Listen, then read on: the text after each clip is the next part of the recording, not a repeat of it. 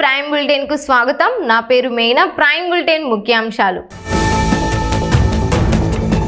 రాష్ట్ర వ్యాప్తంగా ఘనంగా మాజీ ముఖ్యమంత్రి వైఎస్ఆర్ జయంతి వేడుకలు. సాంకేతిక సహాయంతో 1,36,00,000 మొబైల్లను కనుగొన్న కర్నూలు పోలీసులు. కడప హోలిస్టిక్ ఆసుపత్రిపై వచ్చిన ఆరోపణలు అవాస్తవం అని పేర్కొన్న యాజమాన్యం. కడప జిల్లా జమ్మలమడుగులో దివంగత ముఖ్యమంత్రి డాక్టర్ వైఎస్ రాజశేఖర్ రెడ్డి జయంతి వేడుకలు ఘనంగా నిర్వహించారు. ఎమ్మెల్సీ సి రామసుబ్బారెడ్డి ఆధ్వర్యంలో నారపుర వెంకటేశ్వర స్వామి ఆలయం వద్ద ఉన్న వైఎస్ఆర్ విగ్రహానికి పాలాభిషేకం నిర్వహించి ఘనంగా నివాళులు అర్పించారు. అనంతరం మీడియాతో మాట్లాడిన రామసుబ్బారెడ్డి ఉమ్మడి ఆంధ్రప్రదేశ్ అభివృద్ధికి వైఎస్ఆర్ చేసిన సేవలు చిరస్మరణీయమని అన్నారు. జలయజ్ఞం, 108 అంబులెన్స్ సేవలు, ఆరోగ్యశ్రీ, ఫీజు రియంబర్స్మెంట్ వంటి సంక్షేమ పథకాలతో పేద ప్రజల జీవితాల్లో వెలుగులు నింపిన మహానేత వైఎస్ఆర్ అని కొనియాడారు.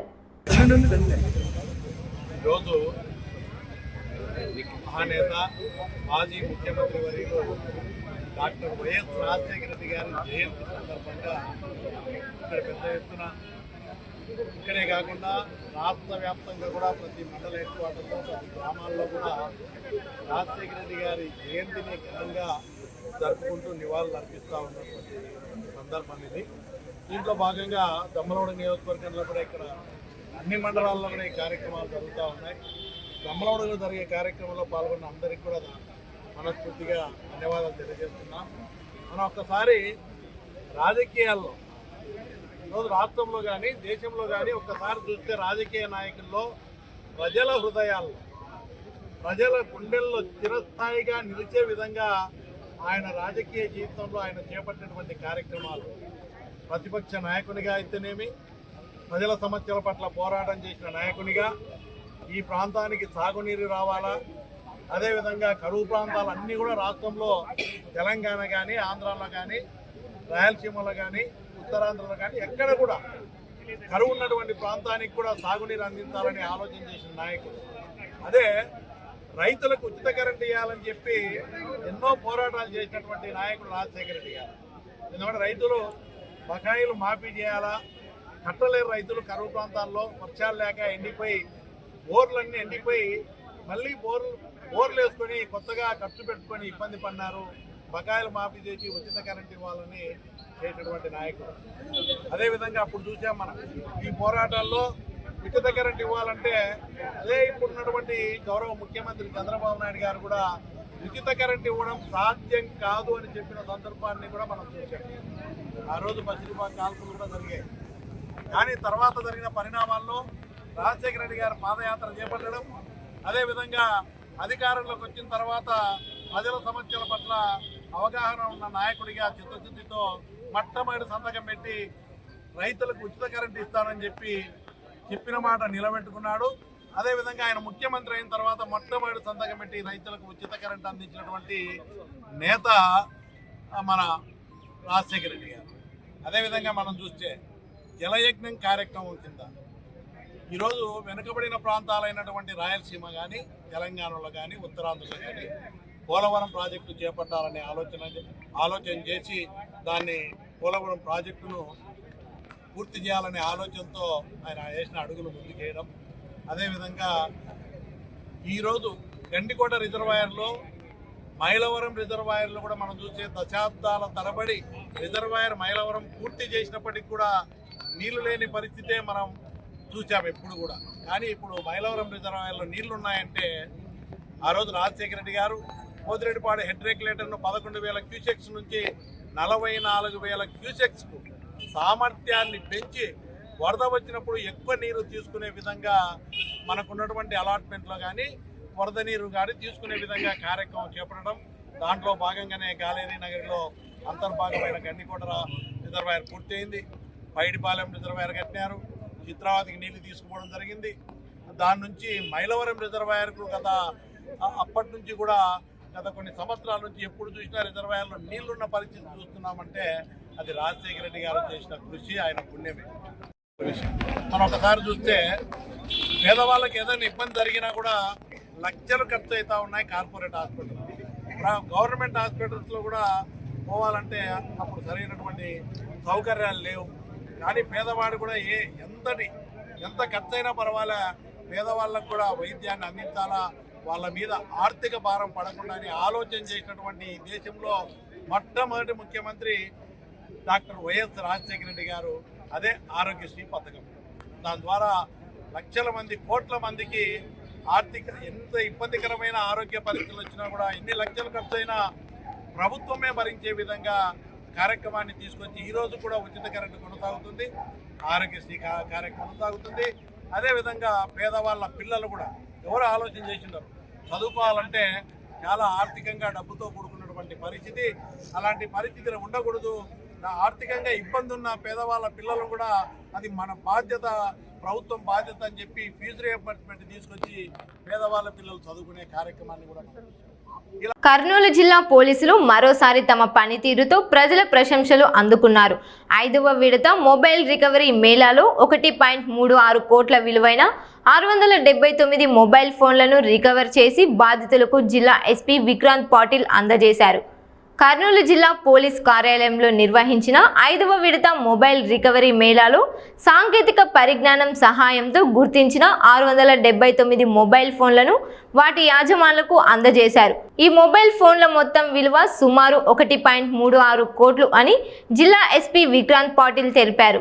ఇప్పటి వరకు నిర్వహించిన 5 విడతల మొబైల్ రికవరీ మేళా ద్వారా మొత్తం 3081 మొబైల్ ఫోన్లను రికవర్ చేసి బాధితులకు అప్పగించినట్లు ఎస్పీ వెల్లడించారు. వాటి మొత్తం విలువ 6.16 కోట్లు అని పేర్కొన్నారు. ప్రజలు మొబైల్ ఫోన్ పోయిన వెంటనే సమీప పోలీస్ స్టేషన్లో ఫిర్యాదు చేయడంతో పాటు సిఈఐఆర్ పోర్టల్ లేదా కర్నూలు పోలీస్ మొబైల్ థెఫ్ట్ పోర్టల్లో IMEI నెంబర్తో నమోదు చేసుకుంటే ఫోన్ను త్వరగా గుర్తించి తిరిగి అందించే అవకాశం ఉందని సూచించారు. ఈరోజు మనం 5వ విడత మొబైల్ రికవరీ మేళా అనేది కండక్ట్ చేస్తున్నాము. ఈరోజు దాదాపు 679 మొబైల్ ఫోన్ మనం రికవరీ చేసి ఆల్మోస్ట్ వర్త్ 1.36 crores ఇవన్నీ మొబైల్స్ది ఎవరెవరు బాధితులు ఉన్నారో వాళ్ళకందరికీ హ్యాండ్ ఓవర్ చేయడం జరిగింది. ఇప్పుడు దాకా లాస్ట్ 1.5 yearsలో 3080 దాదాపు 6.2 crores వర్త్ ఫోన్స్ రికవర్ చేసి బాధితులకి హ్యాండ్ ఓవర్ చేయడం జరిగింది. సో మన మీడియా ప్రతినిధుల ద్వారా ప్రజలందరికీ ఇంకొకసారి రిక్వెస్ట్, ఎవరైనా మొబైల్ పోగొట్టుకుంటే మన సిఐఆర్ పోర్టల్లో కానీ మన కర్నూలు పోలీస్ వెబ్సైట్లో కానీ డీటెయిల్స్, మన IMEI డీటెయిల్స్ ఇస్తే ఎక్కడున్న మొబైల్ అది ఆపరేషన్లో వస్తే మనకి తెలుస్తుంది. మనం అది రికవర్ చేసి ఇప్పుడు కూడా ఈరోజు చూశారు మీరు, మన మహారాష్ట్ర, రాజస్థాన్, తమిళనాడు, కర్ణాటక అన్ని చోట్ల నుంచి ఫోన్స్ మనం రికవరీ చేసి ఇవ్వడం జరుగుతుంది. ఫోన్ అనేది ఫోన్ వర్త్ ఒకటే కాదు, చాలాసార్లు ఫోన్లో చాలా ఇంపార్టెంట్ డేటా ఉంటుంది, ఫోటోలు ఉంటాయి, అవన్నీ ఒక్కొక్కసారి బ్యాకప్ ఉండదు.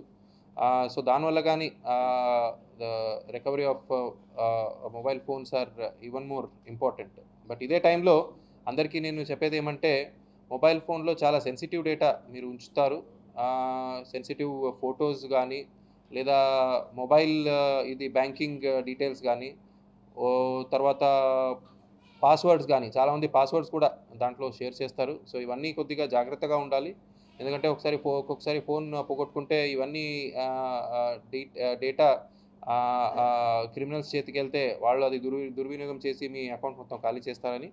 సో సెన్సిటివ్ డేటా అనేది చాలా ఫోన్లో తక్కువ పెట్టుకోవాలి. తర్వాత వాట్సాప్లో for example double number verification అని ఉంటుంది, 2 సార్లు వెరిఫై చేస్తేనే వాట్సాప్ ఓపెన్ అయ్యేలాగా ఉంటుంది. అలాంటివన్నీ కొద్దిగా రీసెంట్ కొత్త మొబైల్లో చాలా సెక్యూరిటీ ఫీచర్స్ పెరుగుతుంటూ వస్తున్నాయి. అవన్నీ మనం తెలుసుకొని యాక్టివేట్ చేసుకోవాలి. సో దట్ ఒకటి మీ ఫోన్ హ్యాకింగ్ అయినా ఏమీ డేటా పోదు, పొరపాటున ఫోన్ పోగొట్టుకున్న మీ సెన్సిటివ్ డేటా వేరే క్రిమినల్స్ చేతికి వెళ్ళదని మీ ఈ సందర్భంలో తెలియజేస్తాను.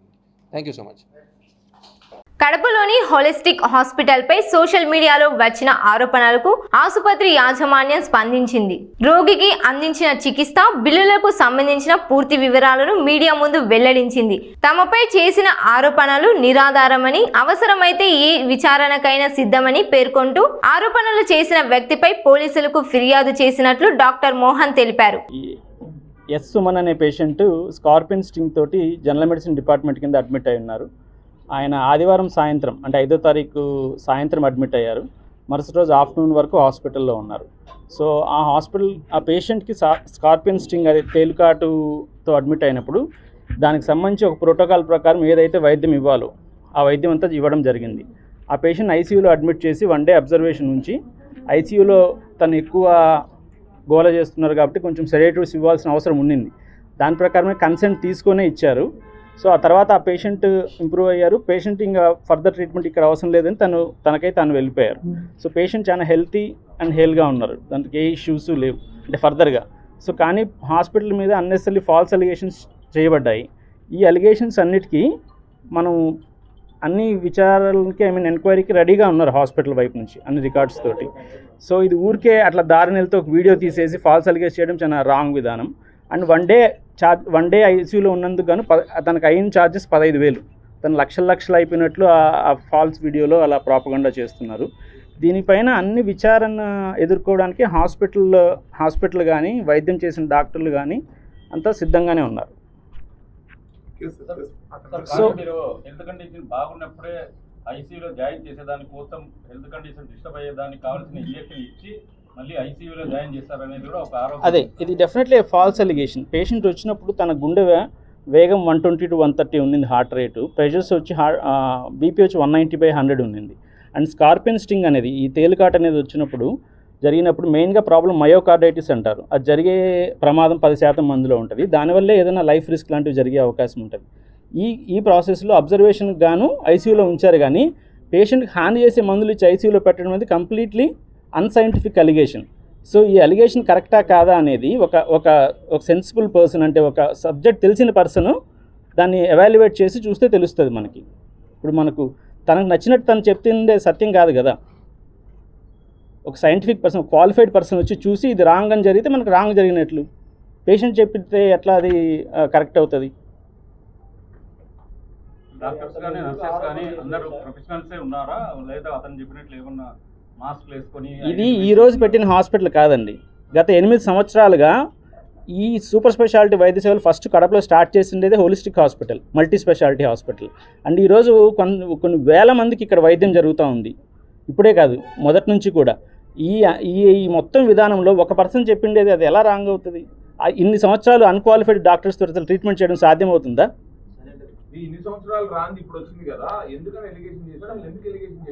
అదే ఎందుకు అలిగేషన్ చేయాల్సి వచ్చిందని ప్రాపర్ ఎవాల్యుయేషన్ జరగాలి. ఇన్వెస్టిగేషన్ చేస్తేనే తప్పు జరిగిందా లేదనే తెలుస్తుంది. ఇన్వెస్టిగేషన్ చేయకుండా నోరుంది, వీడియో ఉంది, ఏమైనా చేయొచ్చు, ఎవరైనా చేయొచ్చు.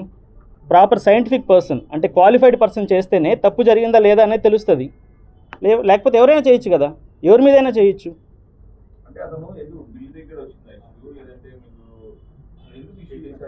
అదే దాని గురించి ఎవాల్యుయేషన్ జరగాలి. ఇప్పుడు తనకి ఒక రోజులో జరిగిన charges 15,000, which is very much normal with any other hospital. లక్షలు కాదు ఇక్కడ మనకు. తన 15,800 రూపీస్, సరేనా? పేషెంట్ అడ్మిట్ అయిన దానికి, వైద్యానికి, సో ఆయన ఖర్చులకి అంతటి కలిపి అది తను పే చేసిండేది.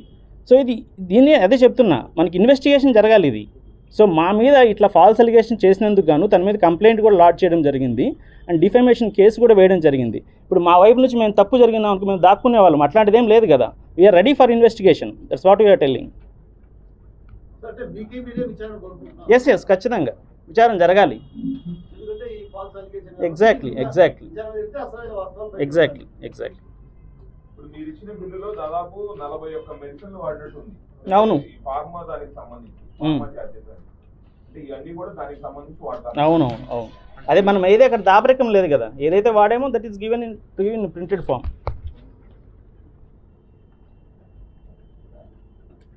బయటికి వెళ్ళి వీడియో తీసి పెట్టినాడు, ఇది జరిగిండేది. ఏం ఇష్యూ చేయాలి, గామగానే వెళ్ళిపోయాడు బయటికి.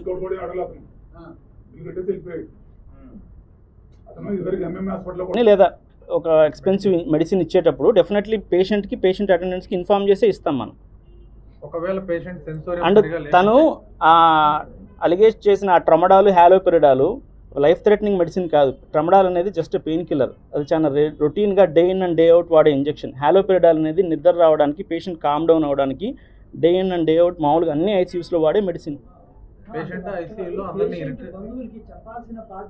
చెప్పాల్సిన బాధ్యత ఉంది, చెప్పినారు, చెప్పే కన్సెంట్ తీసుకొనే ఇచ్చినారు ఎంటైర్ వైద్యాన్ని.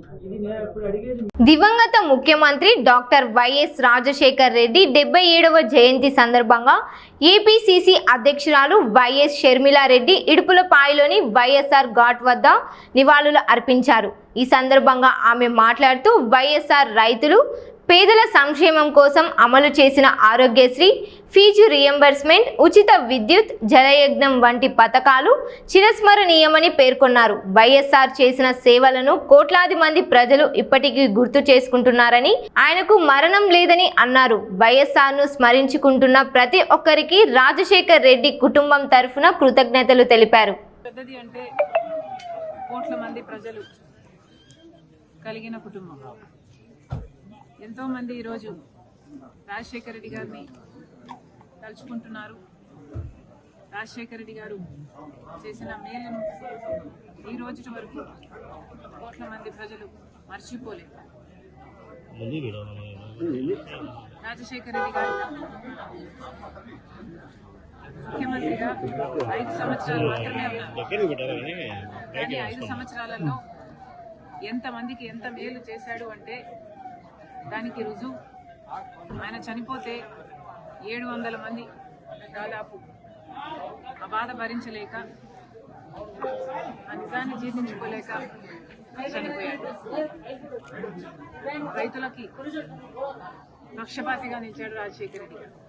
ఉచిత విద్యుత్తో మొదలు పెడితే రుణమాఫీ అయితేనేమి, జలయజ్ఞం అయితేనేమి, ఇలాంటి ఎన్నో రాజశేఖర రెడ్డి గారు మనస్సు పెట్టి చేశారు. పేద విద్యార్థులు డబ్బు లేని కారణంగా వాళ్ళ చదువు ఆగిపోకూడదు అని, ఆశ చచ్చిపోకూడదు అని ఫీజు రియంబర్స్మెంట్ ప్రవేశపెడితే ఎంతో మంది డాక్టర్లు, ఇంజనీర్లు అయ్యారు. ఈ రోజు వరకు కూడా ఉద్యోగాలు చేసుకుంటున్నారు. అలాగే ఆరోగ్యశ్రీ ఎంతో మందికి ప్రాణం పోసింది.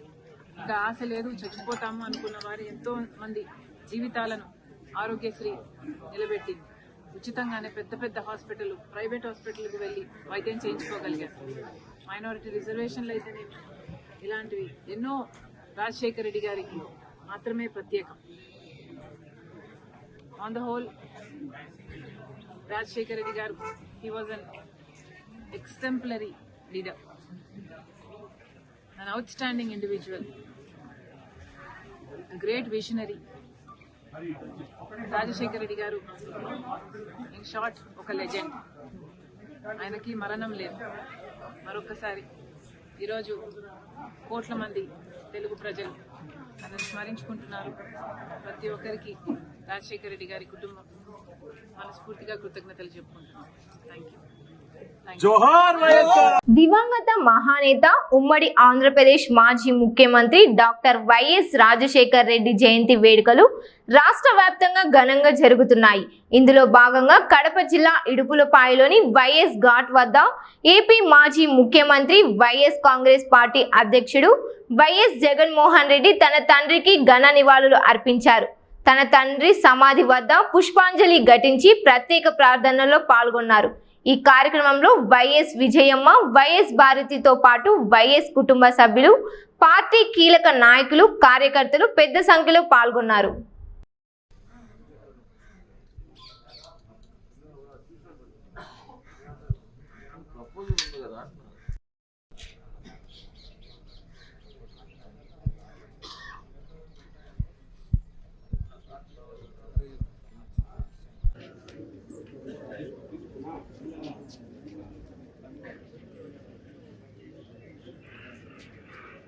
కొంచెం వెనక్కి పెట్టుకోరావచ్చు కదా.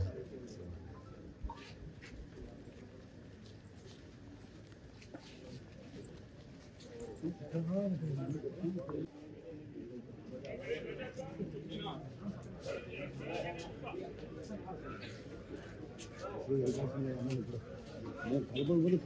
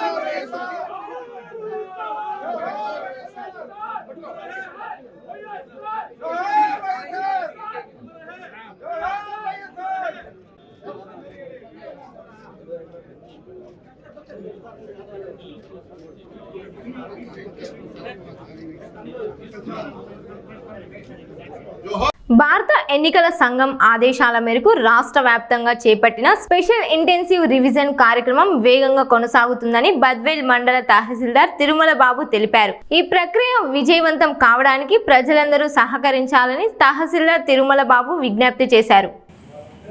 బద్వేల్ మండలంలో స్పెషల్ ఇంటెన్సివ్ రివిజన్ ప్రక్రియ జరుగుతూ ఉంది. ఈ స్పెషల్ ఇంటెన్సివ్ రివిజన్ ప్రక్రియలో భాగంగా ఎన్యూమరేషన్ ఫామ్స్ ఆల్రెడీ ప్రజలకు 100% డిస్ట్రిబ్యూషన్ చేయడం జరిగింది. తర్వాత వాళ్ళ నుంచి కలెక్షన్ వచ్చేసి మొత్తం 43,057 మనకు టోటల్ ఎలక్టర్స్ ఉంది బద్వేల్ మండలంలో. అందరికీ కూడా ఎన్యూమరేషన్ ఫామ్స్ డిస్ట్రిబ్యూట్ చేయడం జరిగింది. ఇందులో గాను మనకు 68.61% మనం డిజిటలైజేషన్ చేయడం జరిగింది. మనకి ఇంకా వచ్చేసి 12,800 ఎన్యూమరేషన్ ఫామ్స్ ఇంకా కలెక్ట్ కావాల్సింది ప్రజల నుంచి. ఈ సందర్భంగా అందరూ కూడా ఏఈఆర్ఓ బద్వేల్ మున్సిపల్ కమిషనర్ గారు ఏఈఆర్ఓ నియమించడం జరిగింది. తర్వాత ఎంపీడీఓ గారిని కూడా ఏఈఆర్ఓ అడిషనల్ ఏఈఆర్ఓ నియమించడం జరిగింది. ప్రతి ఒక్కరూ కూడా ఇదే సర్ ప్రక్రియలో భాగంగా ఫీల్డ్ విజిట్ చేయడం జరుగుతూ ఉంటుంది. అదేవిధంగా అడిషనల్గా రిసోర్స్ పర్సన్ కానివ్వండి, ఎస్ఎస్జీ గ్రూప్స్ని కానివ్వండి, తర్వాత అంగన్వాడీ వర్కర్స్ కానివ్వండి, ఏఎన్ఎంస్ కానీ అందరినీ యాక్టివేట్ చేయడం జరిగింది. వాళ్ళ పరిధిలో ఉన్నటువంటి బిఎల్ఓలు, వాళ్ళ పరిధిలో ఉన్నటువంటి ఎస్ఎస్జీ గ్రూపులు కానివ్వండి, ప్రతి ఒక్కరూ కూడా ఎన్యూమరేషన్ ఫామ్స్ కలెక్షన్లో తోడ్పడుతున్నారు. ప్రతి ఒక్కరూ కూడా ఎన్యూమరేషన్ ఫామ్స్ ఈ నెల 14వ తేదీ మనకు లాస్ట్ డేటు. 14వ తేదీ లోపల రిసీవ్ చేసుకున్న ఎన్యూమరేషన్ ఫామ్స్ ఖచ్చితంగా బిఎల్ఓకి హ్యాండ్ ఓవర్ చేయండి. బిఎల్ఓ ప్రతి ఇంటి దగ్గరికి కూడా వస్తున్నారు. అవన్నీ హ్యాండ్ ఓవర్ చేసి మేము డిజిటలైజ్ చేస్తే మీకు ఎటువంటి ఇబ్బంది లేకుండా కూడా మేము డిజిటలైజేషన్ చేయడం వల్ల మీకు ఓటు హక్కు ఇబ్బంది లేకుండా ఉంటుంది. ఒకవేళ మీరు డిజిటలైజేషన్ చేయకపోయినప్పటికీ కూడా మీరేం బాధపడాల్సిన అవసరం లేదు. ఓటు హక్కు ఎక్కడికి పోదు, మళ్ళీ అప్లై చేసుకోవచ్చు. కాకపోతే అంటే ప్రతి ఒక్కరూ కూడా వితిన్ 2 డేస్లో మనకు మీ యొక్క ఈఎఫ్స్ కలెక్టెడ్ ఈఎఫ్స్ అని మనకి ఇచ్చేసినట్టయితే మనం తొందరగా డిజిటలైజేషన్ ప్రక్రియ పూర్తవుతుంది. మనం కూడా మీరు కూడా ఇబ్బంది లేకుండా మీ యొక్క ఎన్యూమరేషన్ ఫామ్స్ ఇస్తే మీరు ఓటు హక్కు కోల్పోతామనే భయం కూడా లేకుండా మీకు పోతుంది. ప్రతి ఒక్కరూ కూడా అవేర్నెస్ కల్పించండి. ఈ పక్కన ఉన్న వాళ్ళకు అవేర్నెస్ కల్పించండి. అందరూ కూడా మీకు అందినటువంటి ఎన్యూమరేషన్ ఫామ్స్ ప్రతి ఒక్కరూ కూడా బిఎల్ఓకు వితిన్ 2 డేస్లో అందించే విధంగా మీరు మీ అంతా కృషి చేయండి. మీరు ఇప్పుడు స్థానికంగా నివసిస్తూ ఉంటారు, ఎక్కడి నుంచో ఇక్కడికి వచ్చింటారు. తర్వాత మీరు వేరు వేరు కారణాల రీత్యా మన మధ్యలో వచ్చి స్థిరపడి ఉంటారు. మీరు ఎక్కడి నుంచి వచ్చారో చాలామంది చెప్పలేకపోతున్నారు. ఏమి ఇబ్బంది ఏం లేదు. ఒకవేళ మీరు సాధ్యమైనంత వరకు చెప్పండి ఎక్కడి నుంచి వచ్చారు. ఇక్కడ నుంచి స్థిరపడినప్పుడు మీ 2002 మీ నాన్నగారు కానివ్వండి, మీ గ్రాండ్ ఫాదర్ కానివ్వండి, ఇవి చెప్పండి. చెప్పకపోయినప్పుడు ఇబ్బంది ఏం లేదు. మేము డిజిటలైజేషన్ చేస్తాం. నో లింక్ ఆప్షన్ మేము ఎంచుకోవడం జరుగుతుంది. ఒక లింక్ లేకపోతే ఎన్ని పరిస్థితుల్లో కూడా మీకు చెప్పలేని పరిస్థితి నో లింక్ ఆప్షన్ పెడతాం జరుగుతుంది. ఒకవేళ ఓటు అయితే ఎక్కడికి వెళ్ళదు. మీరు నెక్స్ట్ మేము నోటీసులు వస్తాయి. మీకు నోటీసులు వచ్చినప్పుడు మీరు ప్రూవ్ చేసుకుని సరిపోతుంది. ఆ పాత అంటే 1987 కంటే ముందు పుడితే అతని యొక్క ఎన్ని ప్రూఫ్ వేయాలి. ఒక 1987 నుంచి 2004 మధ్యలో పుడితే తర్వాత మీ ప్రూఫ్తో పాటు మీ ఫాదర్ది కానీ మదర్ది కానీ ప్రూఫ్ ఇవ్వాల్సి ఉంటుంది.